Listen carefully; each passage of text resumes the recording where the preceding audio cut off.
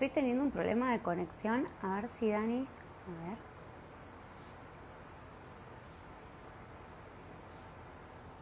Em, yo no veo a nadie conectado. Em, a ver. Dani, si vos me escuchás y me ves, te pido que me escribas por el chat de acá. A ver si así te... Porque no veo ni siquiera que te hayas sumado. Si tenemos, veo si tenemos problemas de la conexión. Em, a ver.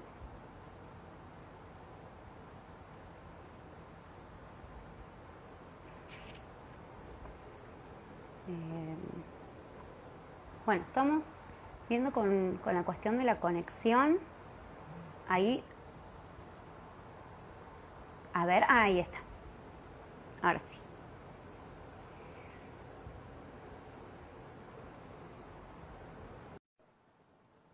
sí. A ver. Ahí está, ahí está. Hola, Ahí está, Dani, ahí pudimos. ¿cómo va? Muy bien, ¿vos? Bien. Bien, calor. Bueno, sí, mucho calor. Yo estoy con el ventilador prendido. ¿Vos dónde estás? ¿Dónde estoy? Sí, Yo estoy en San Luis. San Luis, mira.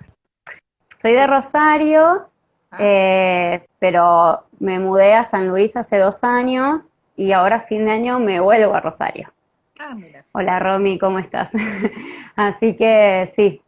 Pero bueno, acá hace calor. No hay el calor que haría en Rosario. Me imagino, Romy, vos que estás en Rosario, ahí podés contar, me imagino, el calor que debe hacer la humedad de allá, pero bueno, acá es un calor seco, por Ujú. suerte. Pero hoy sí, día casi de veranito, te diría. Sí, sí, de mucho, mucho calor. Bueno, Dani, como 3 veces empecé el vivo porque realmente acá está andando muy mal el internet, así que espero que vos cualquier cosa me avisás si se ve, si no se ve, y que, bueno, la gente que se vaya sumando Sí. también que nos diga. Pero bueno, voy a volver a arrancar la presentación porque no quedó. Hoy zafa, va, bueno, 24 grados, Rosario, bien. Bueno, mi nombre es Virginia Mujica, yo soy psicóloga de Acunando Sostén Perinatal y hoy invité a Daniela Gastaldi de Psicología Perinatal, que ella es especialista en psicología perinatal. Para mí es un placer este vivo con ella porque, bueno, fuiste mi primer vínculo a la psicología perinatal y una pasión hermosa. La verdad que es una rama de la psicología preciosa, con muchas cosas. La verdad que recaen un montón de cosas sobre lo que es la psicología perinatal. Y bueno, por suerte, gracias a tu formación online, es que yo estoy pudiendo profundizar y formarme en psicología perinatal. De otra forma, por ejemplo, acá en San Luis no hay nada. Sí, Olvidémonos. gracias. Gracias. La verdad que está muy buena la posibilidad de que gente del interior y de otros países también tengan acceso, porque no es fácil de manera presencial. Acá en Argentina tenemos en Buenos Aires o en Mar del Plata y nada más. Así que Claro. sí, virtual da esa posibilidad de que gente del interior como yo nos formemos y que sea más accesible. Sí, no, totalmente. Y aparte que es una formación hermosa. La que esté interesada, el que esté interesado, pasen por psicologiaperinatal.ar, así, ¿no? Punto. .ar, que bueno, ahí van a encontrar un montón de información sobre el curso y todas las formaciones que da Dani. Bueno, Dani además es docente, es directora de Psicología Perinatal Argentina, docente en muchas universidades. Bueno, y hoy la convocatoria está porque, bueno, estamos en el mes de sensibilización, visibilización, concientización, un montón de cosas en relación a lo que es la muerte gestacional y la muerte perinatal. Es decir, todos aquellos embarazos que se han detenido en lo que es muerte gestacional durante la gestación desde el vientre de la mamá y la muerte perinatal, que tiene que ver más un poco con los embarazos que se detienen en el último trimestre, bebés que mueren en el parto o en los primeros tiempos después del nacimiento. Y bueno, me gustaría como empezar un poco, Dani, por el título de este vivo, Dale. que es una frase que a vos te gusta mucho, que bueno, que el amor no comienza al nacer y termina con la muerte, y que un poco nos invita también a pensar desde cuándo se comienza a considerar la vida o la existencia de ese bebé, ¿no es cierto? Así que bueno, te invito a por ahí. Dale, gracias. Bueno, el título que elegimos es muy representativo y la idea era justamente homenajear a las familias que han perdido sus bebés o cuyos embarazos se han detenido. Este mes es internacional de la conmemoración de las muertes gestacionales y perinatales y apuesta justamente a la visibilización que por suerte se está viendo mucho más. Hoy la sociedad está cambiando en este sentido y estamos todos aprendiendo mejor a cómo llevar adelante estos acompañamientos o este sostén que estas personas necesitan. Hasta hace muy pocos años de esto no se hablaba. Si bien hoy muchas veces sigue siendo tabú, ya sí cada vez resuena más y en este mes las redes están invadidas de información de este tipo, por suerte. Entonces nos permite a todos, a todas, donde quiera que estemos, aprender y digamos, la empatía es algo que las personas llevamos con nosotras, pero que también podemos cultivarla si sabemos la importancia que tiene en estas situaciones. Entonces, como el título dice, el amor no empieza con el nacimiento de una personita, ni termina con su fallecimiento.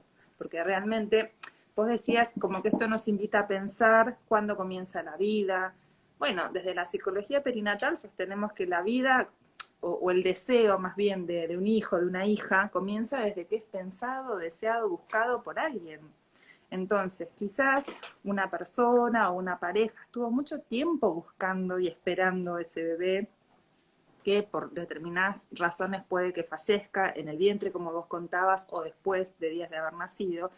Y el hecho de que haya vivido, supongamos, poco tiempo con esta mamá, con este papá, con esta familia, no tiene relación con el impacto emocional que implica para esa persona esa pérdida. Porque puede haber sido una gestación de muy poquito tiempo, pero quizás, por ejemplo, llegó después de muchos años de búsqueda o después de muchos tratamientos de reproducción humana, con lo cual la carga emocional que lleva para esas personas es altísima. Y no podemos livianamente decir, como muchas veces se escucha, bueno, pero era de pocas semanas, o como que ya llegarán otros, o como que todavía son jóvenes. Frases que la gente dice en el intento de consolar o de querer decir algo que ayude y que en verdad no ayuda, porque lo que las familias necesitan, que es un poco nuestra idea de querer transmitir, es que validen su dolor, que lo validen. Es un sentimiento muy profundo de pérdida, de dolor, de angustia, porque lo que se va ahí no es ese embarazo de 3 semanas, de 5 ni de 20, es el proyecto que habían soñado para ese hijo, para esa hija, era quizás todo un proyecto de vida. A veces sucede que después de una pérdida gestacional o perinatal no llegaron otros hijos e hijas. Y entonces podríamos pensar mayor aún el dolor. Y entonces, ¿qué sentido tiene esto que a veces la gente dice, bueno, ya vendrán más, son jóvenes y tantas cosas que, digamos, Totalmente. la idea sería validar y si uno no sabe qué decir, porque obviamente muchas veces no sabemos qué decir, no decir nada, pero acompañar amorosamente, empáticamente, estar ahí. A veces un silencio respetuoso es mucho más válido que cualquier cosa que queramos decir.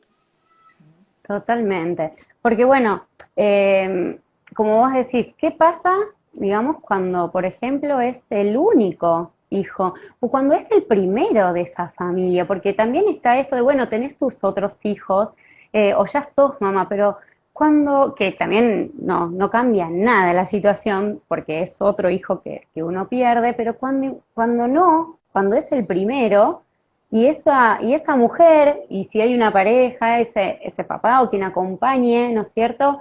Se sentían padres, no padres, y no son reconocidos socialmente, porque desde la sociedad, y parece que si no hay bebé, no hay más paternidad. Y eso también es una situación muy dolorosa, porque más allá de que no esté físicamente presente y en el momento en que se haya producido su muerte, hay un duelo. Que eso también es lo que nosotros queremos visibilizar, que no pasa nada más, sino que tiene un efecto en esa salud mental de esa familia que atraviesa un duelo y que no es un duelo igual que otro tipo de duelos. Tal No cual. sé si querés contar vos un poquito sobre eso. Sí, sí, sí, bárbaro. A ver, el duelo existe, está. Cuando había un deseo, ¿sí? Cuando había un deseo de hijo, de Sí, cuando estamos hablando de hijos deseados, claro. y cuando había mucha expectativa puesta ahí, un proyecto de vida puesto ahí, por supuesto que hay duelo. Y a diferencia de otros tipos de duelo que podemos transitar en la vida, este es distinto porque se da en el origen, en el comienzo, donde no se esperaría la muerte y lo que se duela es el futuro justamente. Se duela todo lo que uno había soñado, proyectado para ese bebé y que no va a poder ser. Y en el caso de ser el primero, como vos planteás, la angustia que conlleva, porque, a ver, después de haber sufrido una detención de embarazo o la pérdida de un bebé, por supuesto que queda el miedo a que esto vuelva a pasar. Entonces el embarazo siguiente va a venir con una mochila, si se quiere, que por eso es tan interesante que se lo pueda elaborar el duelo, darle un lugar a que este duelo se realice y, por ejemplo, no sería aconsejable buscar un embarazo inmediatamente, ¿sí? Ujú. El hecho de buscar un embarazo inmediatamente, en cierta forma, solapa el sufrimiento por esto que no fue, por este bebé que no llegó, por este embarazo que se detuvo. Y la verdad que es mucho más saludable que el dolor se pueda expresar, que pueda salir, que ese bebé tenga su lugar en esta historia familiar, que al tratarse de, por ejemplo, un embarazo de pocas semanas de gestación, a esas personas se les complica realmente esto que vos decías, de poder llamarse mamá o papá de, porque como no existió, no se vio, no, lo que no vemos muchas veces en nuestra cultura no existe. Entonces, para el resto de la sociedad, si era un embarazo de pocas semanas, bueno, ¿qué era? Un embrión, una célula, un par de células y no más. Y para esa familia era. Entonces, por eso, de repente la importancia de los grupos de acompañamiento al duelo, que es el espacio donde estas personas encuentran esta validación emocional, donde pueden saberse mamás, papás, sentirse así, nombrarse como tales, y es donde encuentran un lugar seguro para poder expresar esto que les pasa, donde pueden hablar de ese bebé, si es que ya tenían un nombre pensado, bueno, hablar de ese bebé con su nombre, que si hay personas que nos están escuchando, me gustaría decirles, si bien esto ya se sabe bastante, pero que no es bueno conservar el nombre que habían elegido para un bebé que ha fallecido y ponerle ese nombre a un bebé que siga después, ¿no? Esto no sería para nada positivo porque cada uno tiene que tener su lugar en la historia familiar. Entonces, un bebé que pueda llegar después merece su nombre propio y que no sea cargar con toda esta mochila del duelo por el bebé anterior. Anterior, Mm. ni Que, hablar. Y aparte, sí, perdón, Dani. no, que eso antes sucedía bastante. Años atrás pasaba mucho que fallecía un bebé del cual no se hablaba y directamente el nombre Se le pasaba. colocaba el nombre. Sí, sí. Porque bueno, si hoy todavía nos cuesta mucho hablar de muerte, hace muchos años atrás esto ni siquiera era pensado, los efectos que podía traer. Y de hecho, en muchas familias, hoy que esto es un tema del que se está empezando a hablar, de repente salen a la luz historias de bebés fallecidos de los cuales en la familia no se había hablado. Gente grande que era que había tenido hermanitos, por ejemplo, y es fuerte. Claro, o así, bueno, algo que hablábamos, que se escuchaba en la clase que vos habías dado, era esto, de que a lo mejor por el nacimiento, el embarazo de una vecina, de una amiga, de alguien de la familia, es que salen a la luz las cuestiones de algunas pérdidas gestacionales o perinatales en la familia que se desconocían totalmente. Y también, bueno, esto de que esta diferencia también yo creemos que tiene que ver, ¿no es cierto?, con esta forma en que socialmente se es concebida, porque si el duelo de algún familiar, algún amigo, digamos, se hace una despedida, en esa despedida se habla, se lo saluda, ¿no es cierto?, y se invita como a superarlo, a sacar las cosas, este duelo no tiene el mismo tránsito. Primero porque a veces yo escuchaba relatos donde mamás llegan a las casas y la familia ya sacó todo, por ejemplo. Y es tremendo, porque ¿dónde está mi hijo? Digamos, encima de que no me lo puedo traer, en casa no hay nada ahora que lo represente. Cuando sabemos que la forma no es un duelo que se supera de la misma manera, se trata de una forma de olvidar, sino al contrario, sino de poder seguir viviendo con ese dolor que los va a acompañar, que a lo mejor cada vez se va a ir atenuando, pero incluso puede pasar mucho tiempo y cuando uno vuelve a hablar de ese hijo o hija, generar nuevamente movimientos emocionales, generar angustias que a lo mejor son diferentes a las primeras, obviamente, pero nunca deja de tener un peso y más que olvidar uno se acostumbra a vivir con eso y se busca que esté incluido en el circuito familiar, que esté incluido en la cotidianeidad, aunque sea con una imagen, aunque sea con alguna ropita, algo se guarda, digamos, ¿no es cierto? Porque necesita ser reconocido, mientras que el otro duelo tiene otro proceso y también tiene otro reconocimiento, porque en este caso muchas familias reciben esto de, bueno, volví a trabajar, bueno, ya está, no hablemos más de eso. Bueno, seguí adelante y no se les permite justamente contar la historia, no se les permite nombrar, no se les permite armar su relato de esto, cuando esto justamente es lo que ayuda muchas veces y es lo beneficioso para el duelo, que también suele ser mucho más largo que lo que puede llegar a ser un duelo de otras características, ¿no es cierto? Súper interesante, de todo lo que vas diciendo podemos desprender como varias aristas. Vos por un lado decís que este tipo de duelos no, digamos, no conlleva los rituales funerarios que suelen llevar los otros duelos que, a los que estamos acostumbrados socialmente, los que sí avalan, Socialmente. claro, socialmente tenemos nuestra cultura, nuestros ritos para despedir a las personas más grandes, si se quiere, que parten, ¿no? Entonces, socialmente, culturalmente, hemos elaborado esos rituales que forman parte justamente del procesamiento del duelo. Por algo la cultura los ideó, ¿sí? En estos duelos no sucede lo mismo, porque, por ejemplo, si es un bebé de pocas semanas de gestación, si pesa menos de 500 gramos o tiene menos de 22 semanas, la familia en Argentina ni siquiera cuenta con el derecho legítimo, legal quiero decir, de llevarse el cuerpito para darle sepultura o, bueno, lo que ellos deseen hacer.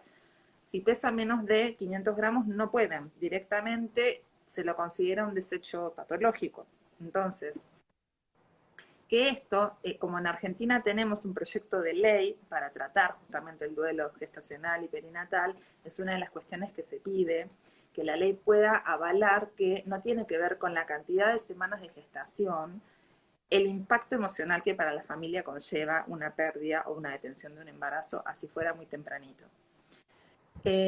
Suponiendo que fuera un bebé ya nacido o un embarazo ya más avanzado, entonces sí, la familia puede, por ejemplo, darle sepultura, que esto es totalmente necesario, que vos decís, ¿es distinto este duelo de otros? Claro, porque socialmente no está validado, pero las personas que han tenido un bebé y han podido, supongamos un bebé al que ya habían podido registrar en el registro civil con su nombre, Ujú. por supuesto que quieren darle sepultura, eh, ir a visitarlo al cementerio como hacemos las personas con cualquier otro familiar fallecido. Y los rituales, como para darles una entidad, son sumamente vistos en estas situaciones. Hay quienes deciden tatuarse el nombre, por ejemplo, o lo que vos contabas de conservar registros, memorias, desde y que se aconseja, por otro lado, en las maternidades, en los hospitales donde sí ya se empezó a llevar adelante algún tipo de protocolo en este sentido, se aconseja a las familias conocer al bebé, se aconseja que compartan un tiempo con él. Podríamos, entre comillas, llamarlo de despedida, que suena como muy Ujú. fuerte, es el encuentro y la despedida al mismo momento. Y digo despedida entre comillas porque en verdad a estas familias les cuesta bastante esta noción de despedirse o de soltar o de dejar ir o de olvidar, como vos decías hace un ratito. En verdad no quieren olvidar, sienten que tienen que integrarlo a su vida, aprender a sobrellevar esto, seguir viviendo con este dolor, pero que no implica necesariamente olvidarlo. Entonces, decía, dentro de las maternidades es muy aconsejable que puedan verlo, sostenerlo, tomarse una fotografía, guardar un mechoncito de pelo o el cordoncito umbilical o la huellita plantar o la ropita con la que pensaban vestirlo en ese día. Estos son recuerdos que a la familia la van a ayudar en la elaboración del duelo. Y lo que vos contabas de que a veces llegan a la casa y ya no está nada, porque la familia quizás por querer ayudar vació todo lo que tenían preparado, siempre es aconsejable preguntar qué tratamiento quieren darle ellos a los objetos que tenían comprados, porque puede ser que haya quien no quiere llegar a la casa con los brazos vacíos y encontrarse con el cuarto tal como estaba armado, por ejemplo, y hay quienes sí. Entonces, socialmente tenemos que aprender a respetar, a preguntar y no a dar por supuesto cuestiones que no sabemos. Por ejemplo, si el bebé ha fallecido y la mujer va a querer parirlo o prefiere una cesárea, esto es algo muy de ella y que no debe ser decidido por el equipo de salud, si van a menos que hayan razones. Alguna cuestión, claro. Por supuesto. Si no hay una indicación médica para una u otra cosa, bueno, la familia o la persona tiene el derecho de decidirlo. Porque quizás había soñado, por ejemplo, con su parto y entonces decide que quiere parir su bebé aunque esté fallecido. E insisto, esto es muy personal porque a veces, digamos, es difícil hablar de esto y es difícil escucharlo. Para quienes quizás están escuchando esto por primera vez, a veces se horrorizan y dicen, pero ¿cómo parir un bebé que está fallecido? Como que es morboso o muy feo. Y es el hijo. Y quizás esa mujer había soñado con ese parto y quiere parirlo. Y a veces se puede esperar unas semanas hasta que ese parto se desencadene de manera natural y no es necesario hacer una cesárea. Claro. Pero también es verdad que hay mujeres que no toleran la idea del bebé fallecido adentro y que piden por favor que lo saquen lo antes que se pueda. Por eso es fundamental hablar con todo lo difícil que esto es, porque realmente es muy duro dar la noticia, sumamente difícil para los equipos de salud que atraviesan este momento. Y esa persona o esa familia que está en tremendo shock, también se le hace muy difícil tomar decisiones en estos momentos. Entonces, por eso insisto en la forma en que se dirigen, que tiene necesariamente que ser empática, cuidadosa, con palabras que si bien no es necesario que sean muchas palabras, pero sí con una tonalidad adecuada, quizás desde lo gestual, puede ser una palmada, puede ser un abrazo, un apretón de manos, pero lo importante es que sientan la calidez de que ahí hay un equipo de salud humano que está para hacer lo que puedan y darles tiempo, dentro de lo que se pueda, darles tiempo. Sería ideal que pueda haber una habitación especial para estas situaciones. Es totalmente iatrogénico que una familia que ha perdido a su bebé sea internada, una mujer en la maternidad, junto con otra mujer que tiene su bebé ahí al lado. Esto es iatrogénico en ambas mujeres, digamos. En ambas mujeres, totalmente. Entonces, son detalles que es muy interesante que las maternidades conserven una habitación separada, en un lugar que esté resguardado de ruidos, por ejemplo, porque tenemos una familia en duelo. También es muy importante que se pueda señalar la habitación con algún símbolo que sea fácilmente identificado por el personal de salud. Por ejemplo, se puede utilizar una mariposa, que es un símbolo que indica que en esa habitación hay una familia en duelo. La mariposa o el símbolo que el hospital decida. Decida. Claro, también puede estar en los, no me sale la palabra, en las historias clínicas. Ajá. Puede estar en la historia clínica. En el caso de que fueran mellicitos, por ejemplo, si uno sobrevivió y quedó internado Claro. en la incubadora. En la incubadora. Entonces, esto lo que permite es que rápidamente el personal de salud que va a ingresar a la habitación o a la NEO, que sepa que esa familia está Eran dos. en situación. Claro, claro. Entonces, evita hacer comentarios innecesarios, permite que estas personas se dirijan con mayor afecto, de un modo más respetuoso aún de lo que todos debemos ser. Y son cuestiones que en verdad no conllevan ni siquiera un gasto económico, son de que es preciso saberlas. Por eso es tan importante que esto exista, estos vivos, estas posibilidades de contar, que los profesionales sepan de estos temas y de cómo manejarlos. También les sirve a ellos para sentirse mejor, para que puedan hacer su trabajo de mejor manera, porque es tan difícil de manejar esto cuando no se sabe qué hacer, que bueno, cada uno hace lo mejor que le sale, lo mejor que puede, y a veces no sale nada. A veces no sale nada. Ujú. Y esto, No, y aparte, no, y aparte porque también tiene un efecto en el profesional de salud que se enfrenta a esas situaciones, más cuando no hay recursos. Tiene muchos efectos en su propia salud, no poder contar con una formación que pasa, es la verdad, por lo menos en Rosario no hay, que yo es donde me voy a movilizar después, pero no hay nada de esto y se da poco lugar a la psicología perinatal en los espacios, como puericultoras en los espacios. Entonces, si no se le da lugar a eso, ¿cómo acompaña el profesional? ¿Cómo visibiliza eso? Y lo hace de forma particular, dada a lo que esa situación generó en él, busca él ayuda solo.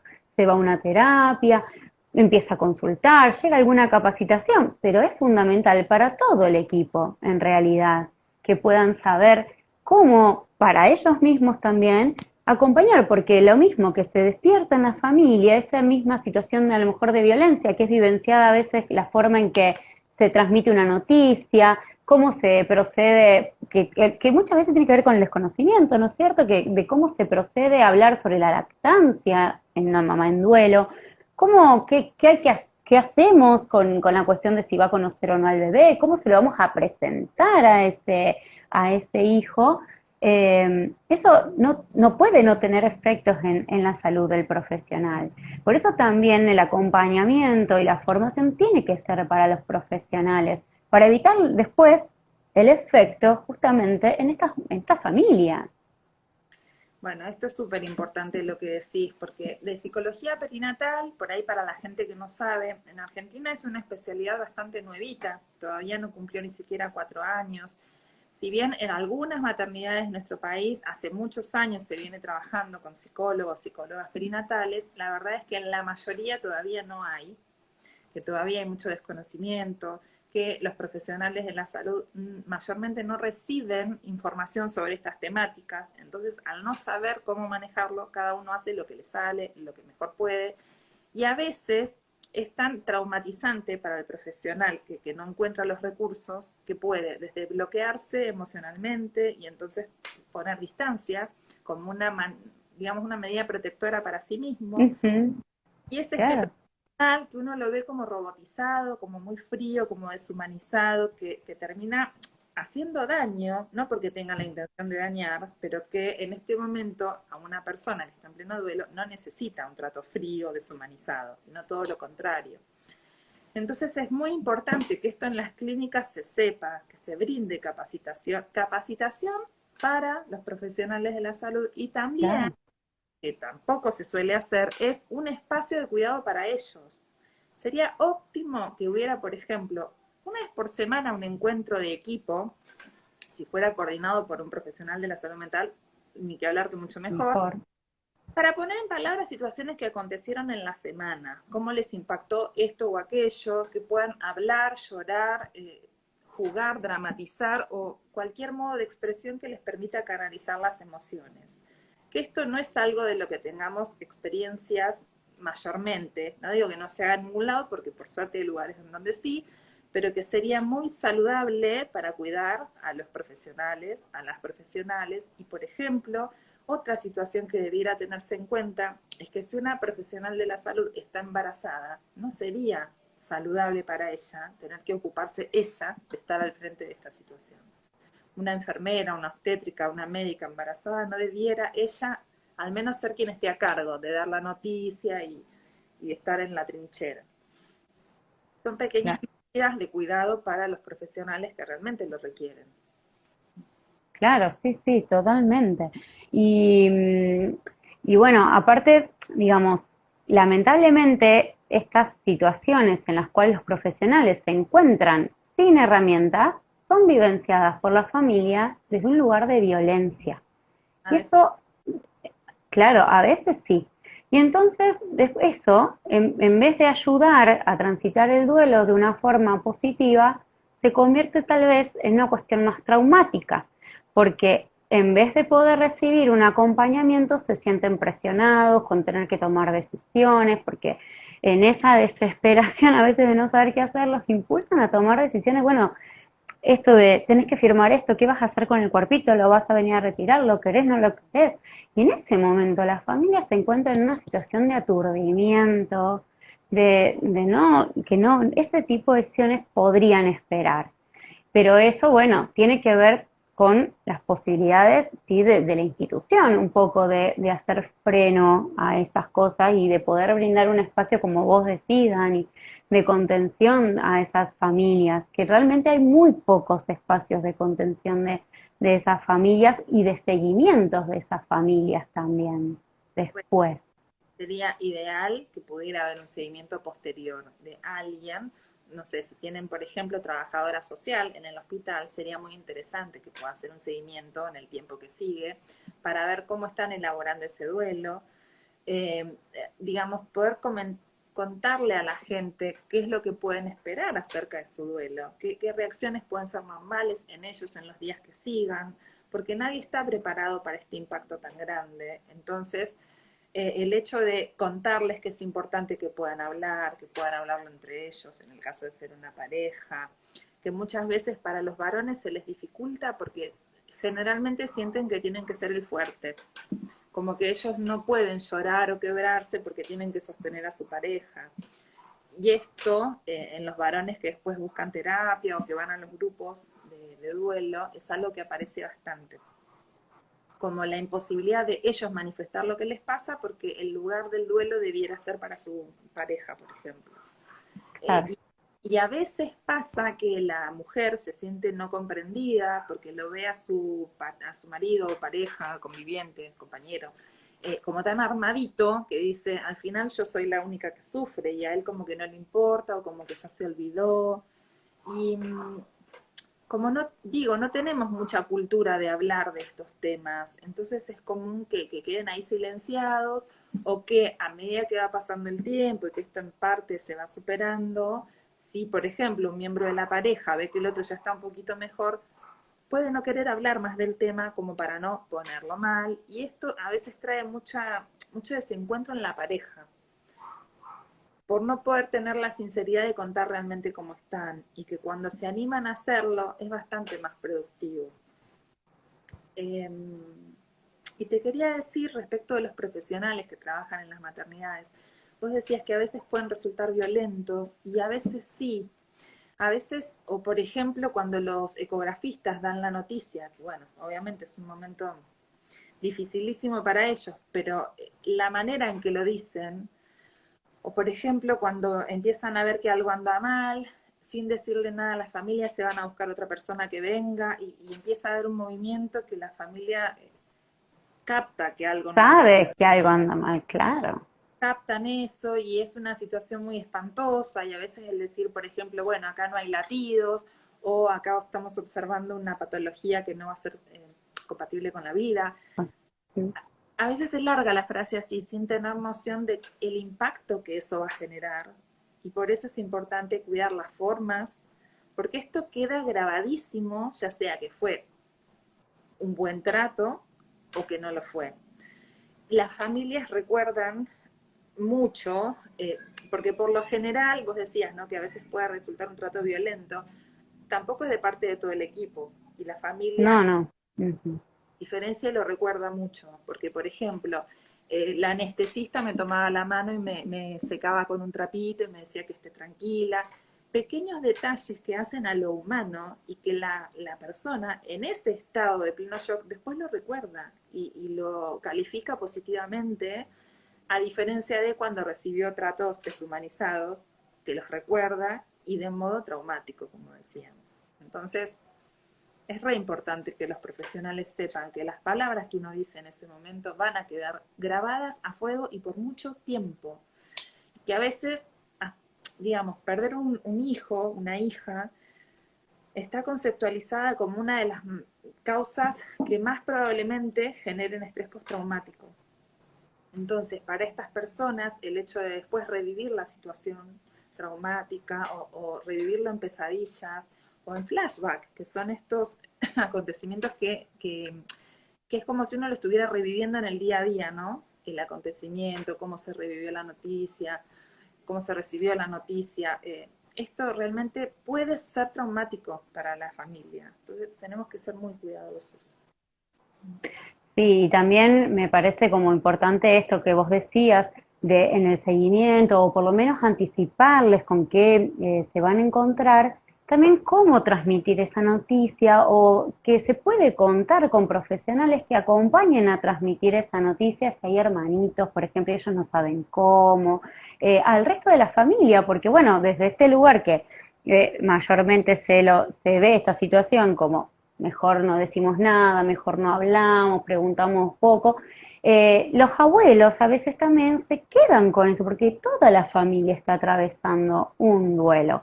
Y a veces no se sabe cómo abordar, cómo hablar, si es mejor, si es peor.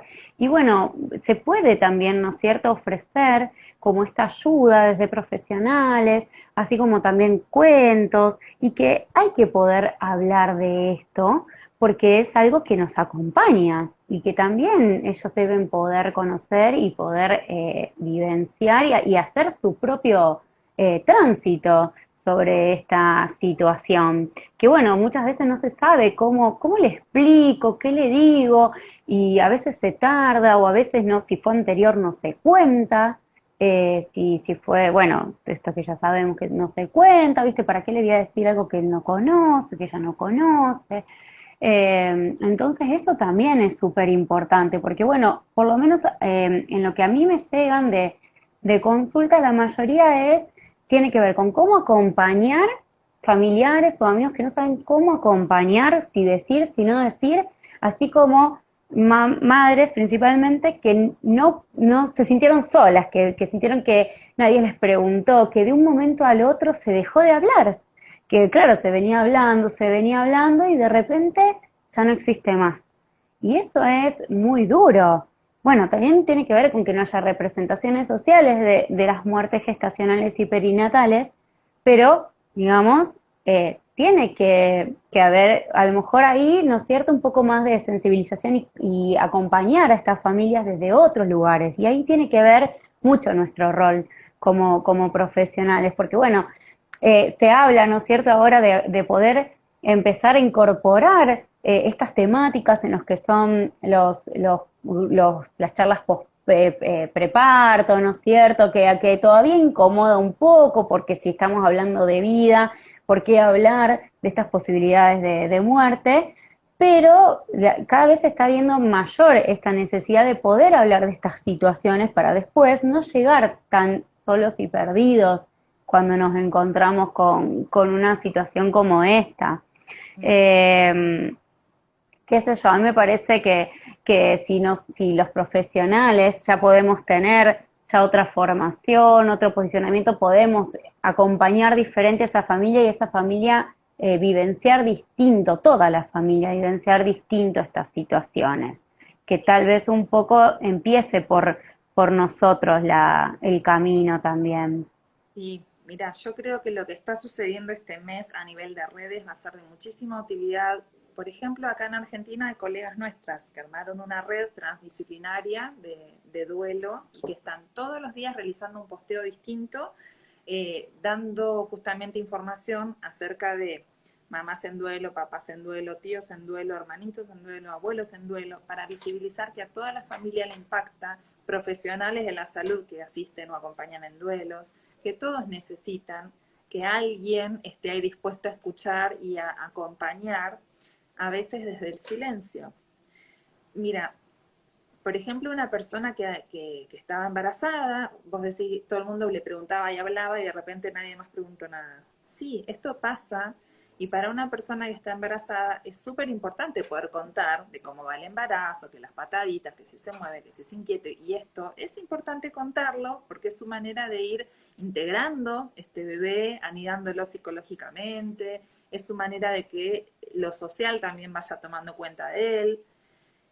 Y también el mismo nivel de importancia tiene poder después compartir y contar cómo fue, por ejemplo, que se detuvo el embarazo, qué pasó, por ejemplo, si fue por cesárea o tuvo un parto vaginal con respecto a este bebé, si lo conoció y tomó fotografías, cómo era, a quién se parecía, poder contarlo. Porque así como cuando nace un bebé vivo tenemos desesperación por contar y por compartir, que también es un modo de integrar la vivencia, que es nueva y que es totalmente legítimo, y ahí sí la sociedad lo recibe y te preguntan y se generan lindas conversaciones, existe esta necesidad también de contar, que es un modo de ir elaborando lo que sucedió. Entonces, como sociedad, tenemos que aprender a escuchar esta parte que no es tan linda de escuchar. Esa es nuestra forma de poder ayudar a estas personas, a estas familias, brindando escucha amorosa. Y como vos decías también, por ejemplo, que hay muchos cuentos infantiles para hablar de la muerte a los niños. Estas personas cuando salen del hospital, de la maternidad, debieran irse con información por escrito acerca de, por ejemplo, dónde pueden acudir en busca de ayuda. Hoy por suerte hay un montón de redes muy ricas que dan información y contención en duelo, perinatal, gestacional, en Argentina, en España, en Latinoamérica cada vez hay más. Entonces sería ideal que armaran protocolos donde uno de los puntos fuera, bueno, acá pueden buscar información fehaciente, confiable, acá tienen profesionales formados, capacitados en esto. Quizás la familia no preste atención en ese momento porque no puede, pero si se lo dieron por escrito, más adelante y a medida que se van rearmando, puedan.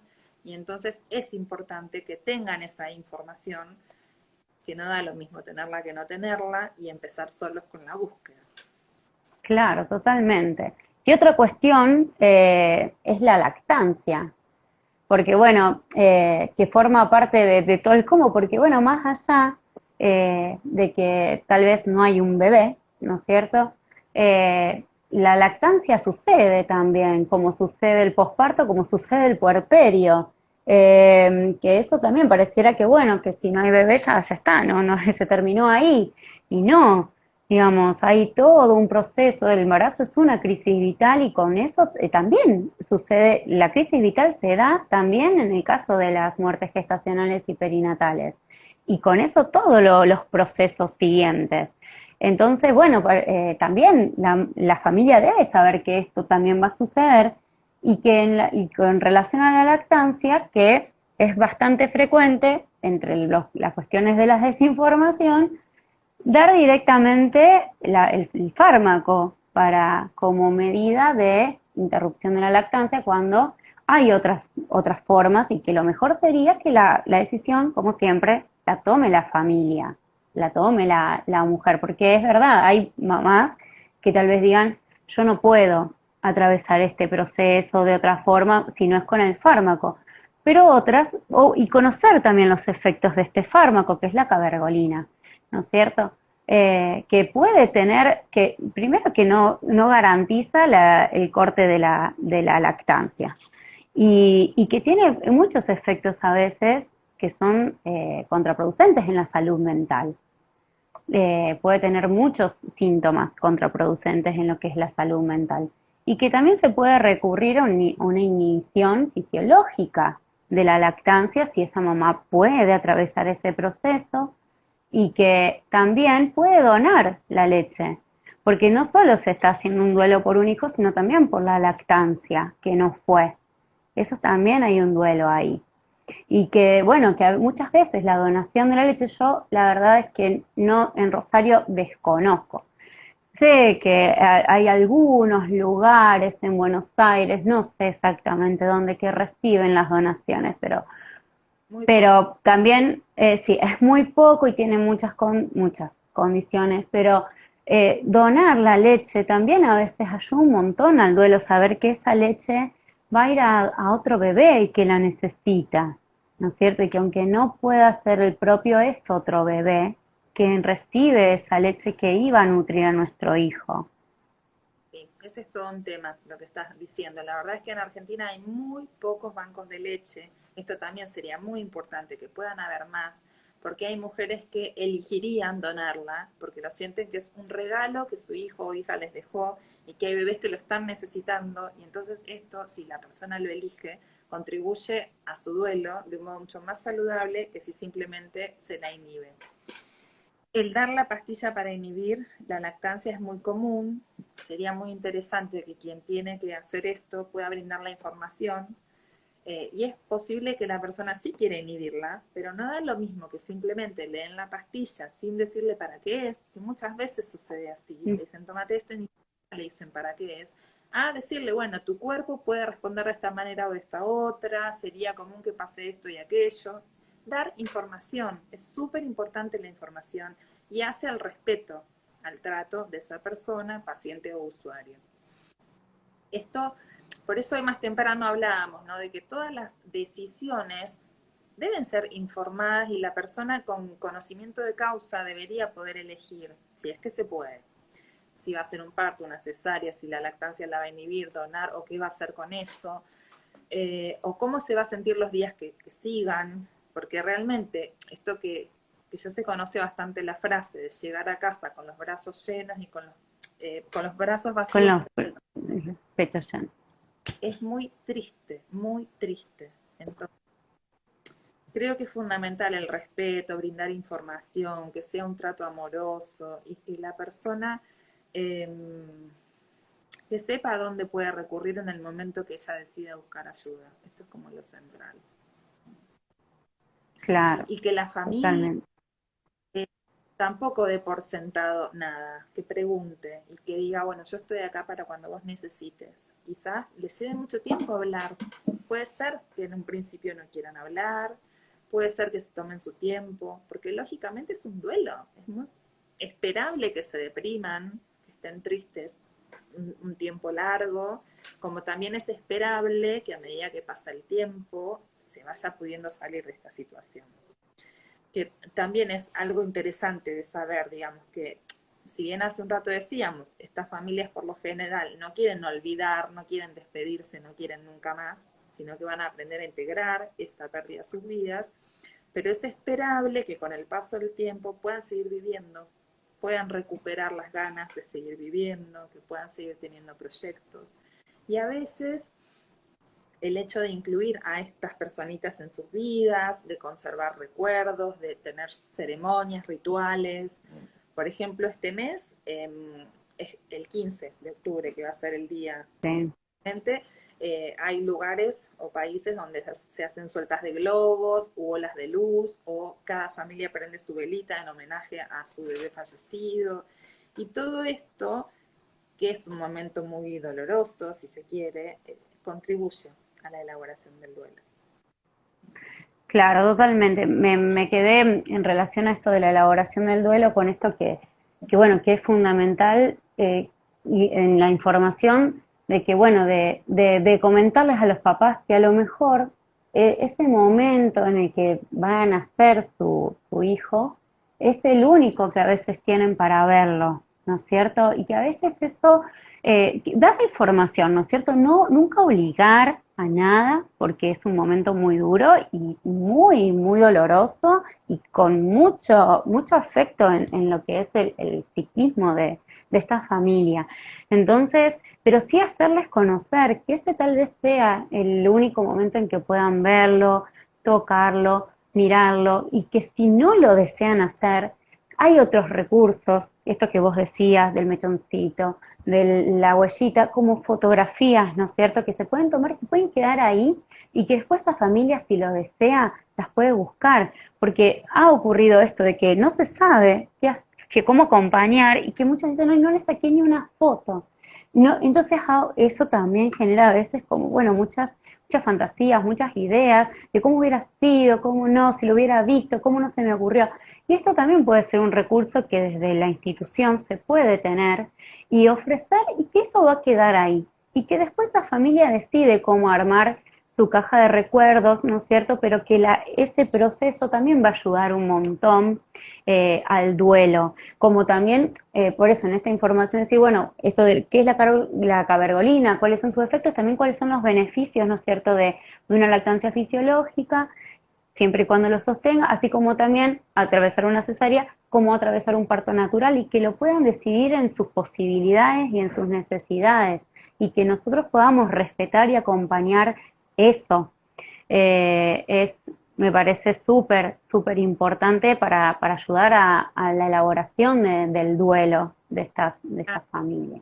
Comentabas de conocer al bebé, que puede ser de mucho impacto y es bastante probable que al comienzo digan que no quieren porque están en pleno shock.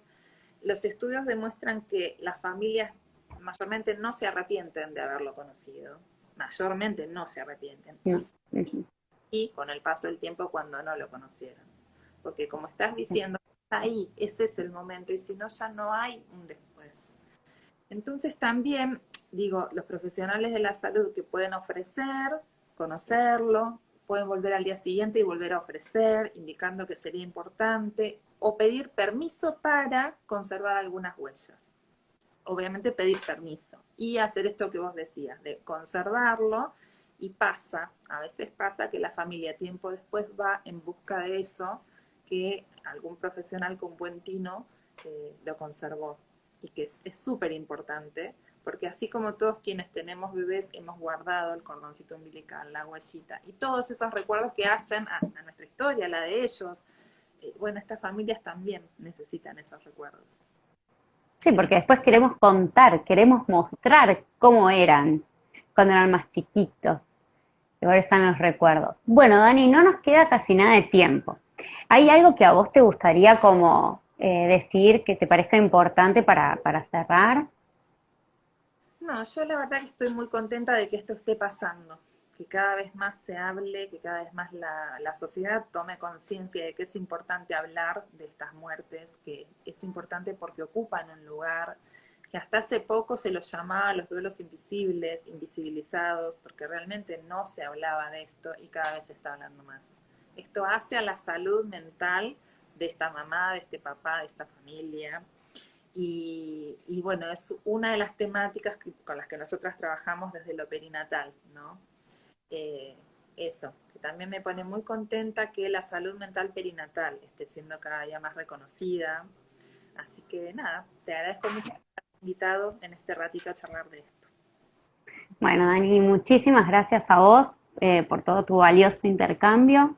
Y la verdad que sí, yo escuchaba, bueno, a Natalia Novaro, que ella tiene su espacio de La Luna como Cuna, que se encarga de ella, es una de las profesionales que acompaña en duelo gestacional y perinatal, y que decía esto, de que los profesionales se estaban empezando a preguntar un poco en la terminología, en cómo se nombraba, ¿no es cierto?, en cómo se dirigían a las familias, y que ya se esté pudiendo empezar a preguntar en el sistema médico de esto, es una gran apertura para nosotros también, no solo para las familias, para darnos un lugar a acompañar también estos procesos que son fundamentales, y desde todo, desde la psicología perinatal en general, no solo la cuestión de las muertes Para gestacionales. si quieren información bien precisa sobre esto, Natalia Novaro tiene Facebook e Instagram, que se llama Con la Luna como Cuna. Es una profesional argentina, bahiense, colega y amiga mía, que sabe un montón de esto y le pone mucha pasión, también por haberlo pasado ella misma en carne propia. Así que súper recomendado. Es una de las tutoras de la formación también, así que yo estoy Sí. muy contenta de contar. Bueno, Nati, Dani, perdón, me quedé con Nati. Bueno, Dani, muchísimas gracias, muchas gracias a todas las personas que nos acompañaron, y bueno, quedamos a disposición frente a cualquier necesidad, cualquier duda, o si quieren contactarnos, estamos a disposición. Bueno, Dani, te mando un beso grande y bueno, nos seguimos viendo en la formación. Nos vemos. Hasta luego.